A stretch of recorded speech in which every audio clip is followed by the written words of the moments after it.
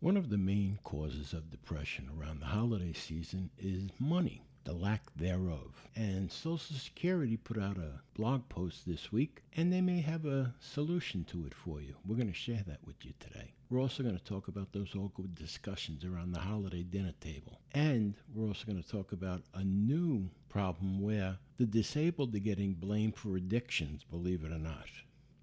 Please be aware that the comments, views, opinions shared on this podcast are not meant to diagnose a medical problem and/or legal problem. If you do have a medical problem or legal problem, kindly contact a professional. Welcome to An Apple a Day, a podcast, a resource, a community. Share your experiences and learn from others as we overcome barriers and learn to live a happy, healthy life with a disability. Welcome to the community. Here's your host, Jimmy Apple.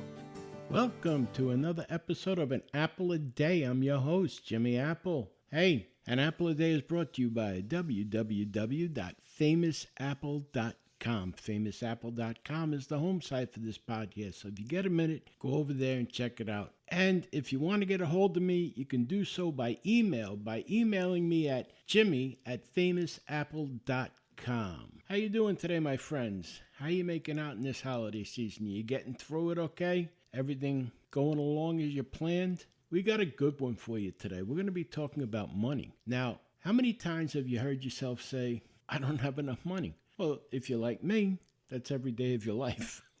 But it's always around the holidays that you don't have enough money. It's bad enough we're on a fixed income, and you're always looking, you're scrounging, you're trying to come up with enough money, and there's never enough. Well, Social Security disability, Social Security retirement, SSI, it came out with a possible solution for you. And they put it out in their blog post this week, and I'm going to share it with you. We're also going to talk about those awkward conversations. Now, I'm sure, all right, you went through Thanksgiving. I'm sure you went through those awkward conversations. You get the uncle that never comes around. He comes around once in a blue moon, and all of a sudden he thinks he's the comedian, and you become the center of his jokes. Or you have the aunt that doesn't know how to talk to you because you have a physical disability now, so she thinks she has to talk at the top of her voice so that you can hear her because you have a bum leg or something. You know what I'm talking about. And we're also going to talk about this totally surprised me, caught me off guard. I was in my car, I was listening to talk radio, and this radio station out of Pennsylvania was saying that one of the biggest causes of like the opioid addiction and gambling addiction is people that are disabled that are home, that have nothing to do to occupy their time. This is one of their premises. This is why addiction is so high. It's because people that are home that have nothing to do, they get involved with these things. And I'm listening to that and I'm going, you're out of your mind. And if I could have got through on the phone line, because you know me, I was trying to call in. I was definitely trying to call in, and I got put on hold. And I was on hold all the way from Stroudsburg, Pennsylvania, all the way into Dutchess County, New York. I was on hold waiting because I had a mouthful to tell them, but I lost the signal halfway through, and that's another story for another day. But I'm going to answer them today on here. But yeah, which is just something else. They're always looking to blame somebody else for the weak in our society. And believe me, the disabled people in our society, we're not the weak. We have to go through more in one day and deal with more in one day than most people have to deal with in a month. So we're not the weak, and I'm not going to sit back and let somebody say that. That I'm not going to do. All right, let's get started here. I have to tell you, we had the nicest Thanksgiving dinner. We had it here at my house. It was the first one in the new house. And we had my brother-in-law, my sister-in-law, my nephew, my wife's aunt, her uncle and her other aunt, and her cousin. And it was just a nice get-together. We had such a good time on Thanksgiving. A lot of laughs, a lot of food, but just a really, really good time. And that's the way holidays should be, in my book. A really good time. And we went out over the weekend, and we went out with other family members. Thankfully, out to dinner and not in my house because things could have got messy.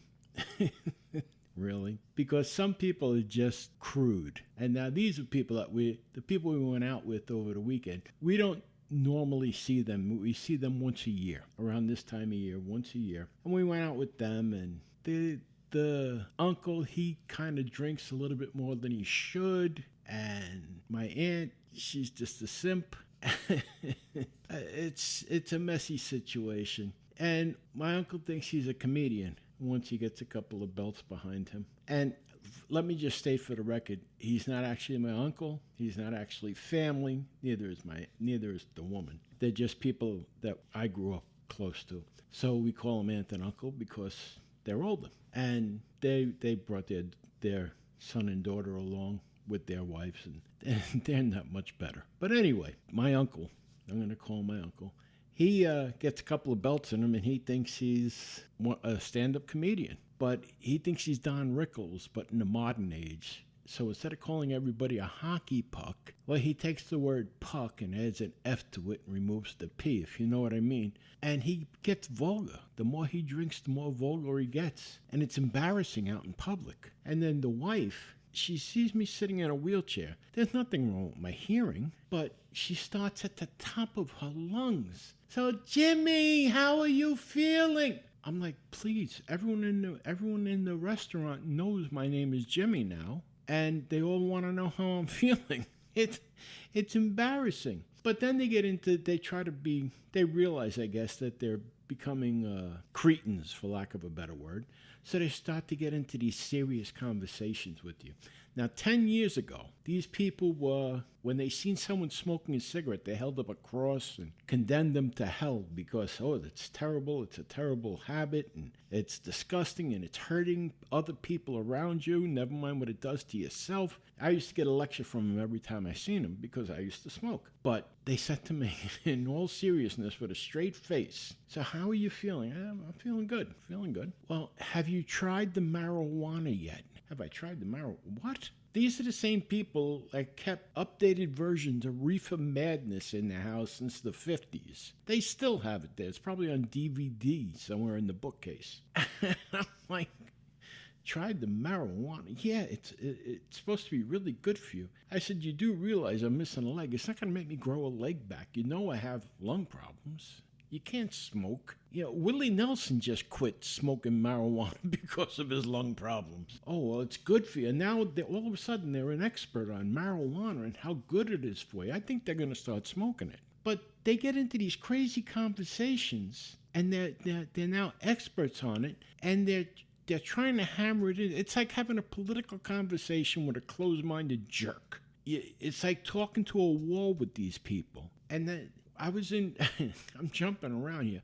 I was in rehabilitation last week, and we were talking amongst ourselves in there, and they said, well, how do you get around it? I said, the way I look at it is I got to see him once a year. And I don't even have to see him once a year anymore. I could just say I'm busy. I don't want to be bothered. But once a year. So for once a year, it's worth the comic relief. So if you have those people that are irritating you, that irritate you, just remember, you don't have to see them every day. And instead of alienating people, really, try to be nice. It's just that I don't think they mean harm by it, okay? And that's what I'm trying to get at. I don't think they mean harm by it. I think that they read up on these things so that they have something to talk to you about when they do see you. Like, they must have read up for months about pot to come to me and say, oh, you ought to try smoking weed, that marijuana. Have you tried the marijuana? No. Had they known anything back when I was a teenager, they would have never let their kids around me because back then that was the devil's drug. That was the gateway drug. Now they're pushing it. People are crazy. But I put up with it, and that's what I tell other people. I put up with it. They mean no harm by it. I just don't like the sloppy drunks. I don't like to be around sloppy drunks. I don't like to be around anybody that's rude and crude. And I cut them off. That's how I deal with it. I'd like to know how you deal with it. And I'd ask you to write me at jimmy@famousapple.com. Let me know how you deal with the rude people at these holiday parties. And I could share it here on the podcast. And you'll help other people that are listening. Okay? So Write me, Jimmy@famousapple.com. Let me know how you deal with the rude people. All right, let's move on here.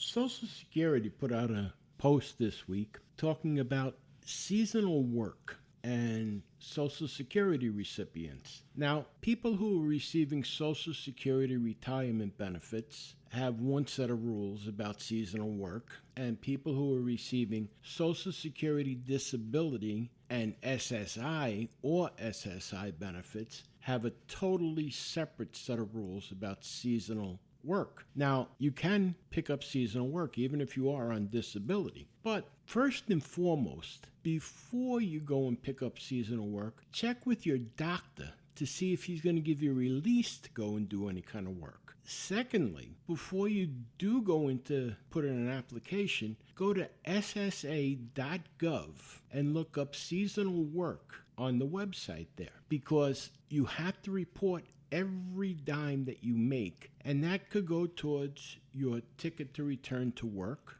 It could be a good way to test the waters to see if you're ready to return to work, all right? But just remember, it counts towards your returning to work time. But before anything, more important than the Social Security money or anything like that is your health.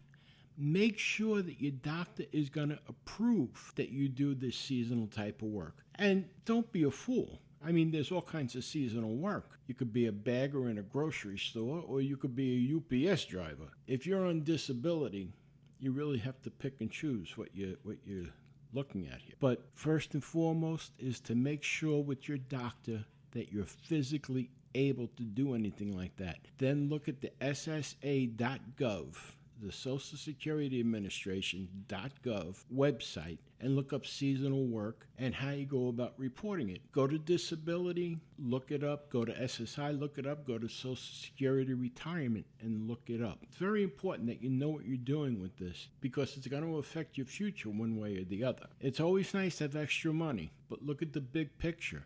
You don't want to hurt yourself more physically just to buy an extra candy cane for somebody. Your health comes first, but just know that that option is out there for you, and Social Security is working with you. They're not looking to stymie you or keep you down, as some people seem to think for some reason. They're looking to work with you and get you back to work and help you make more money. So it's all out there for you. Go to ssa.gov, read everything on it that you can, but first and foremost, you check with your doctor and see physically if you're able to do something like that, okay? Please, always remember, your health comes first. You can always make up money and material things later on, but your health has to come first. You're very important. You're important for yourself. You're important for your family. Remember that. Okay, let's move on here.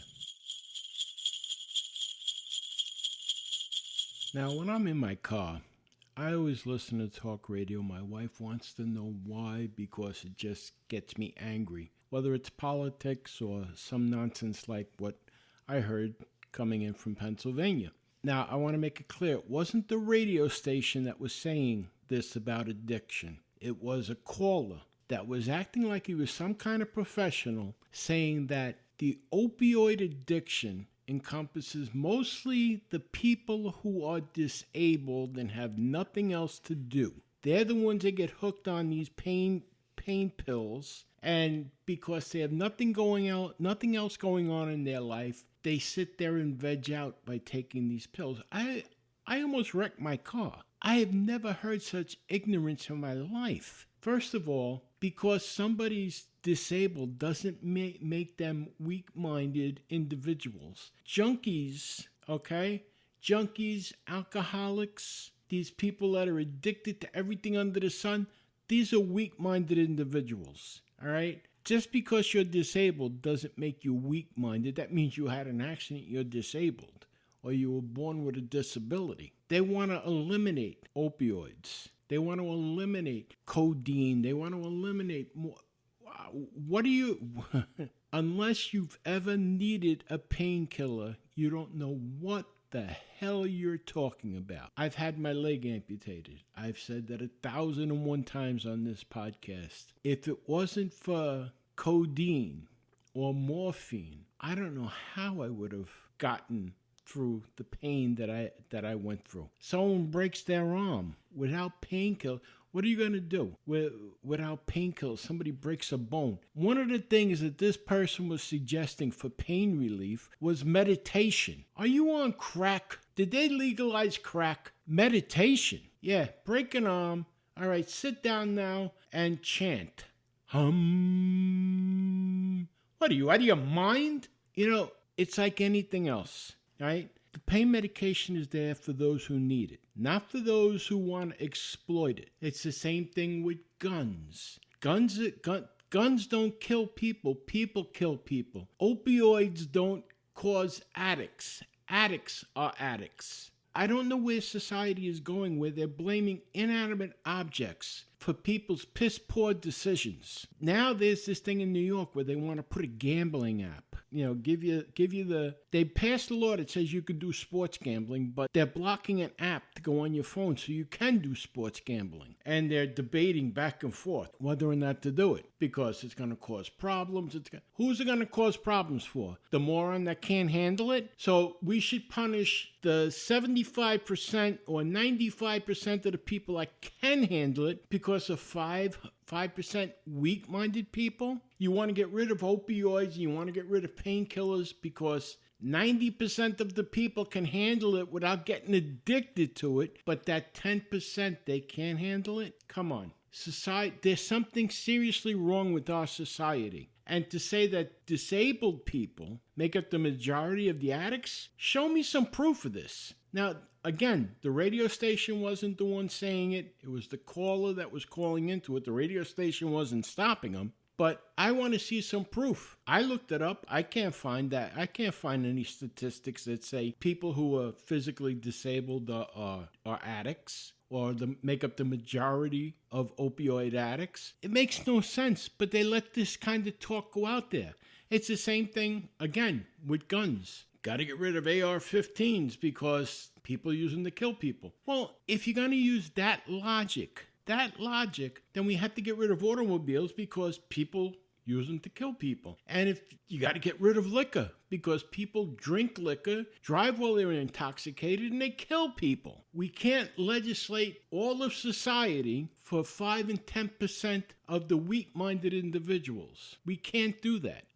I, for one, won't stand by for that. Let me know what your feelings are on this subject. I'm just so sick and tired of some people in society looking to scapegoat, looking to blame other people for a small faction of people who make piss-poor decisions. They'd rather label all disabled people as weak-minded individuals because they got hurt and they had to use pain medication after surgery or something. So they're the ones that are addicts? What are you, out of your mind? People talk through their ass. And I really think the radio station should have said something, or the show host, not so much the radio station, the show host should have said something. But like I said, I was on hold because I was ready to go at them. I want to see statistics that back up your claims. Enough of this just talking out your ass.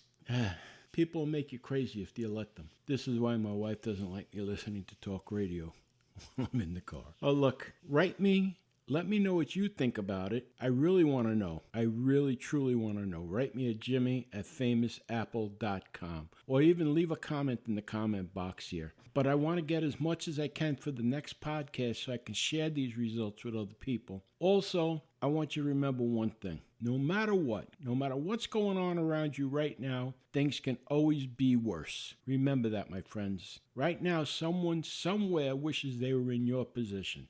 So things can always be worse. Look, I will talk to you next week. Have a great weekend. Take care of yourselves. Stay warm, and I'll see you then. You've been listening to An Apple a Day, and my name is Jimmy Apple.